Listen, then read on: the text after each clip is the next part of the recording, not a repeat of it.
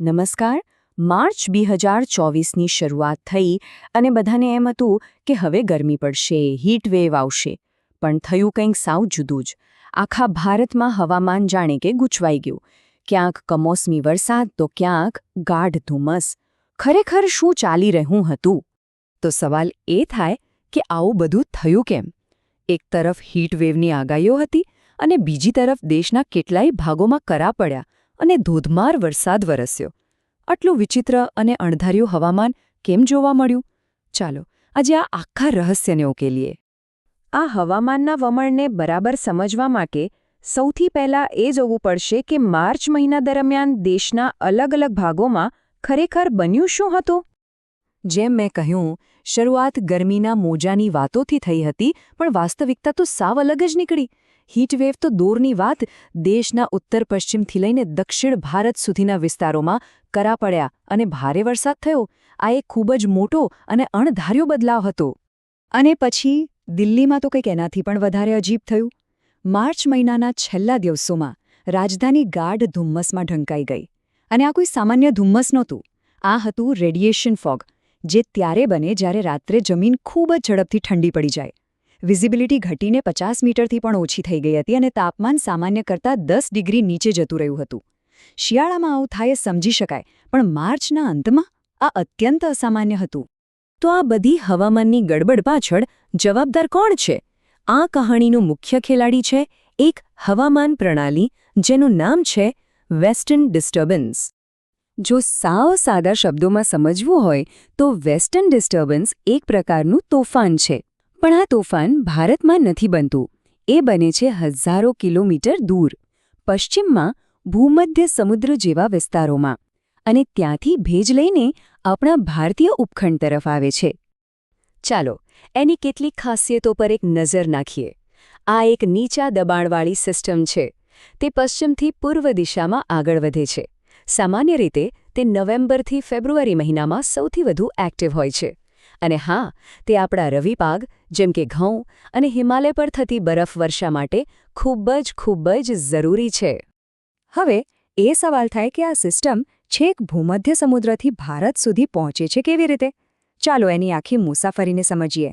તો જુઓ, આખી પ્રક્રિયાના 4 મુખ્ય સ્ટેપ છે. પહેલું, ભૂમધ્ય વિસ્તારમાં નીચા દબાણનું ક્ષેત્ર બને છે. બીજું, જેટ સ્ટ્રીમ નામના શક્તિશાળી પવનો તેને પૂર્વ તરફ એટલે કે ભારત તરફ ધકેલે છે. ત્રીજું, રસ્તામાં તે કાળો સમુદ્ર, કેસ્પિયન સમુદ્ર અને અરબી સમુદ્ર પરથી પસાર થતા ઘણો બધો ભેજ પોતાની સાથે લઈ લે છે.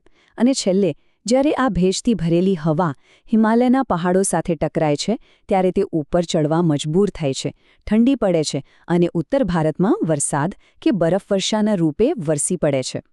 તો જો વેસ્ટર્ન ડિસ્ટર્બન્સ આટલી સામાન્ય વાત હોય, તો પછી માર્ચ 2024માં આટલો બધો હોબાળો કેમ થયો?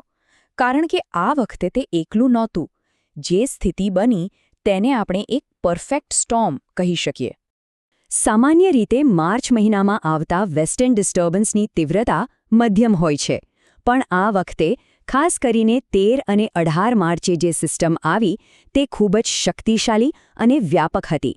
તેની તાકાત અને અણધાર્યાપણું સામાન્ય કરતાં અનેક ગણું વધારે હતું. આ વખતે થયું એવું કે શક્તિશાળી વેસ્ટર્ન ડિસ્ટર્બન્સ સાથે બીજા 3 પરિબળો પણ ભળી ગયા. મેદાની વિસ્તારોમાં એક બીજી સાયક્લોનિક સિસ્ટમ પણ સક્રિય હતી.